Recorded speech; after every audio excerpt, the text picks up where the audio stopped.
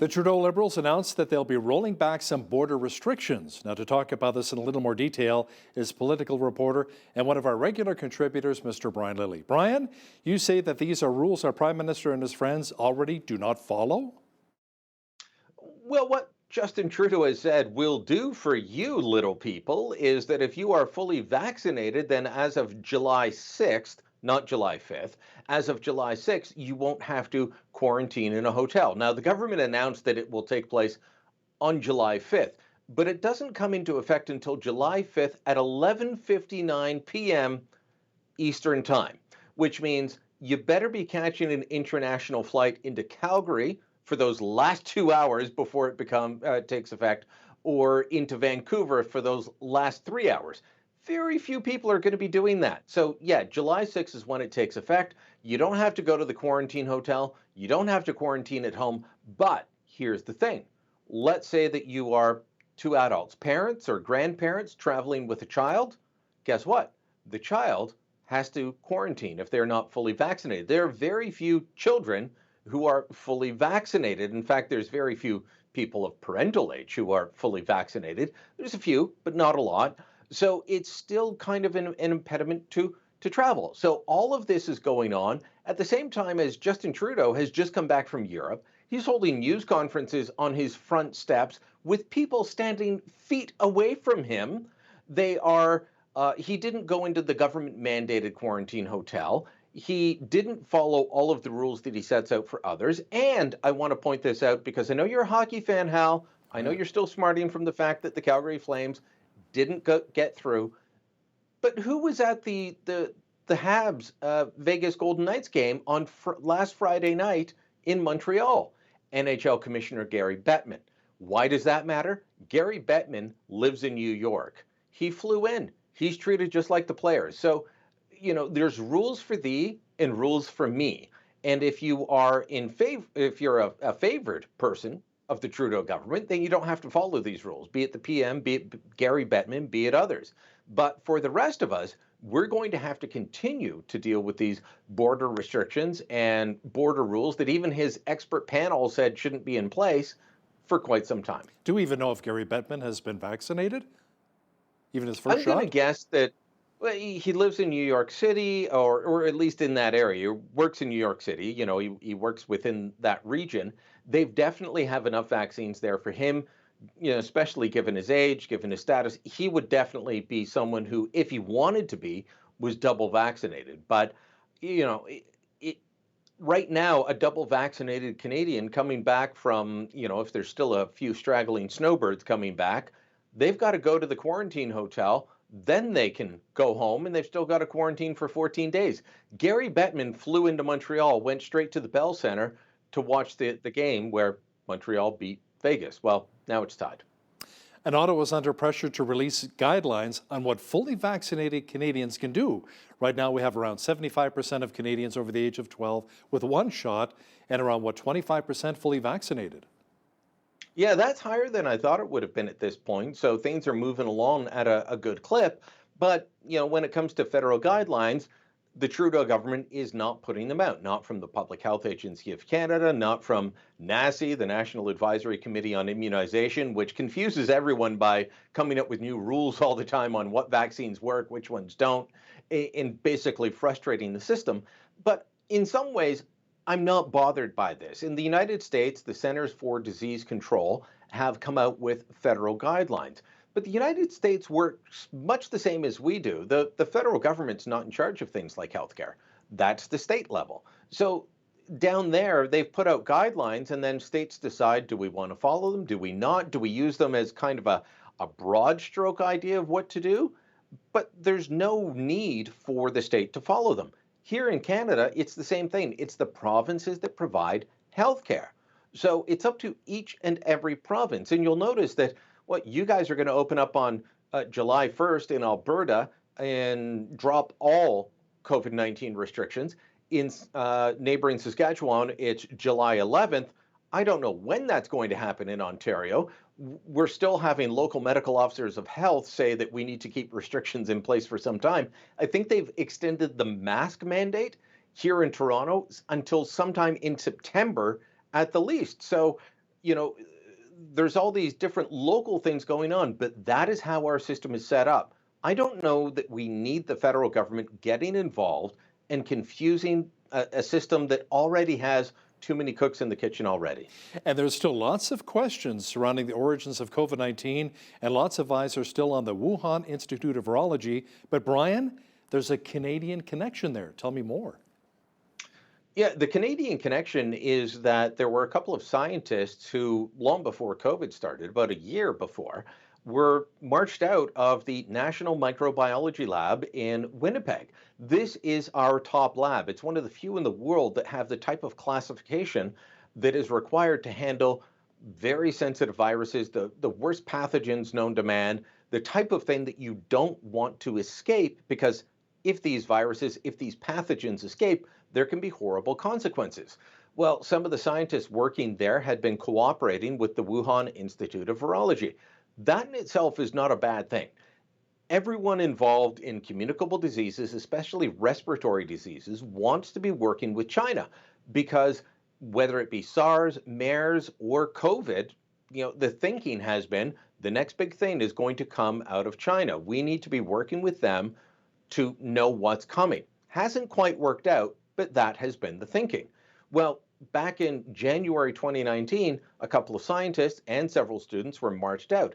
They had previously sent samples of the Ebola virus and the Hepna virus, which is also found in bats, to the Wuhan Institute of Virology. MPs in the House of Commons had voted to say several times, twice at committee and then once within the full House of Commons, you need to send us the information on why these people were fired. We need the full unredacted documents. The Public Health Agency of Canada said no.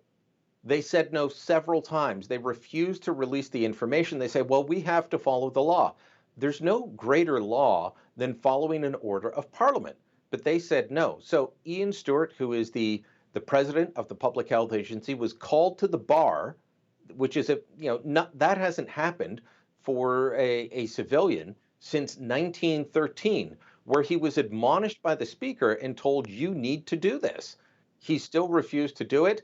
MPs are now considering their next steps, which could include sending the Sergeant of Arms to search the Public Health Agency of Canada for those records. Brian, we've chatted quite a bit about Bill C-10, which many feel is an attack on our freedom of speech and the Liberals' attempt to regulate the internet. Now, the bill passed this week in the middle of the night. Brian, why should the average Canadian internet user be concerned right now? I think you got to be concerned about any bill that passes at 1:30 in the morning. That's when it passed, Tuesday morning. They'd been sitting since 11 a.m. on Monday morning, and they finished the session shortly after 1:30 when they passed Bill C-10. This is the bill. It's called a bill to, update the Broadcasting Act. Well, really, it's about regulating the internet, Hal, and it gives expansive powers to the CRTC, the broadcast regulator. It will allow the CRTC to go in and play with the algorithms that are used by Instagram or TikTok or Twitter or Facebook. Pick your favorite social media platform. So let's say that you have been watching a lot of videos on, I don't know, handyman stuff or music or whatever on your favorite platform. If the government decides they're not Canadian enough, they will start inserting Canadian content in there to try and make you discover Canadian content. Now, you could actually be watching all Canadian content. You could be watching your favorite Canadian handyman, your favorite Canadian exercise class leader, all of these things. Canadians are very successful, very popular on these platforms. But if they're not approved by the government, if they haven't applied for a grant, if they're not seen as Canadian enough, well, then that's not good enough, and the government's going to insert themselves into your Instagram feed, your TikTok feed, whatever. I don't think that's what most Canadians want. That's what the government's trying to do. They're also going to make those people subject to CRTC regulation. So suddenly someone that has a popular exercise YouTube channel is going to be treated as if they're CTV or Global or Miracle Channel. Take your pick. They're going to be subjected to the same regulations. That's what the internet was supposed to not be about.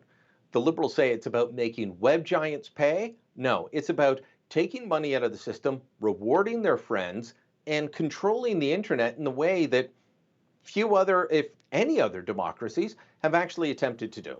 You reminded me when I worked as a jock in radio for many years across the country, when all of our music had to be 33% Canadian content. So you'd sneak in the Anne Murrays and the Gordon Lightfoots and maybe some April Wine, whatever. You'd always get that in there. Well, do you remember the Bryan Adams album that was determined not to be Canadian Right. content Yeah. because he didn't have enough Canadians working in key positions, Yeah. even though he and a lot of his band members were Canadian? Yeah, that's hilarious.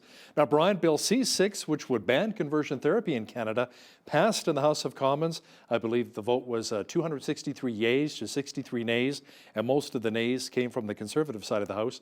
What will this mean now for Canadians?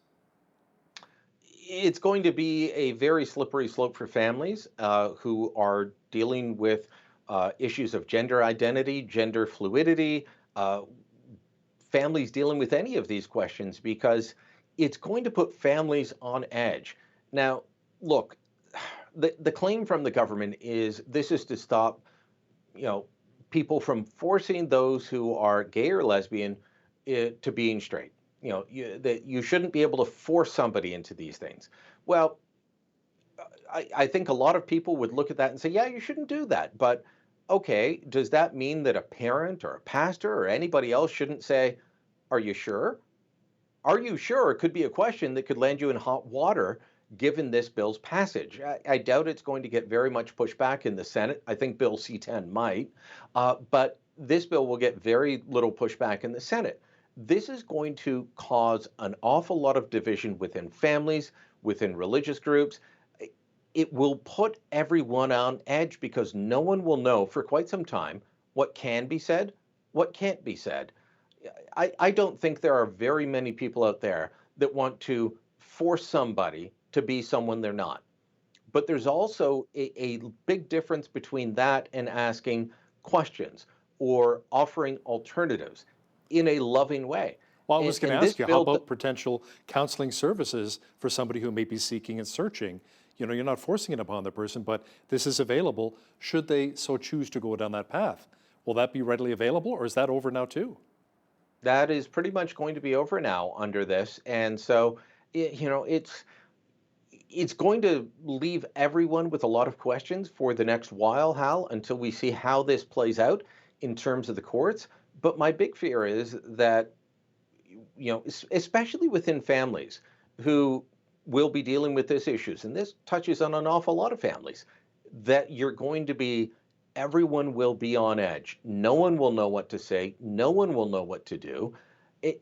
And a big part of the people, the 63 people that voted nay on this, were MPs saying we need to tighten up the definitions here. We need to not have vague definitions of what you're talking about. People like Garnet Jennis are, Garnet Jennis is not a hateful man. He's not someone who was trying to, you know, to use a term that the liberals will throw away. Well, you just want to pray the gay away, and they make everyone who's against this out to be hateful. That's not what Garnet Jennis is talking about. But he is talking about saying, can we have definitive terms on what this means, what that means? Can we know what we're talking about so that people are not left in the breach? And unfortunately, that didn't happen here. Brian, from what you've seen coming out of Ottawa lately, are we getting any closer to a federal election? Well, I don't know when the date will be, but the language, especially from the Prime Minister this week, is definitely one of someone trying to set up an election. I was wrong. As we discussed last week, I thought that there would be a spring election either on June 7th or June 14th would be voting days, and that didn't happen. But this week, the Prime Minister has been attacking the Conservatives on Bill C6, on Bill C10, on the budget implementation bill, saying that they're being obstructionist. Why? Because they won't vote for him. He's got the NDP, the Bloc, and the small gaggle of Green MPs voting with him. He doesn't need the Conservatives, but he's attacking the Conservatives, saying they're blocking this bill, they're blocking that bill, they're being obstructionist. Look, I've seen this play out before. I saw it play out with Stephen Harper. I saw it play out with Paul Martin in minority situations. This is how a government sets it up that we need another mandate. Justin Trudeau's following the playbook on that. Does that mean that we're going to see a vote called this summer, or will we see it later in the fall? I don't know. I have heard some Liberal pundits say they think that we'll be uh, into an election by early August with a vote sometime in September. Others are saying we won't see voting day before October 25th. Why does that matter, Hal? That's the first Monday after all the MPs that were elected in 2015 qualify for their 6-year pension. By the way, it's not a giant pension after 6 years. I don't want everyone thinking people are walking away with a $100,000 a year pension. It is prorated by how many years you've been in, but you do get a small pension after 6 years, and it grows by your length of service after that. Political reporter and Toronto Sun columnist Brian Lilley, thanks so much for your time today. Thank you, Hal.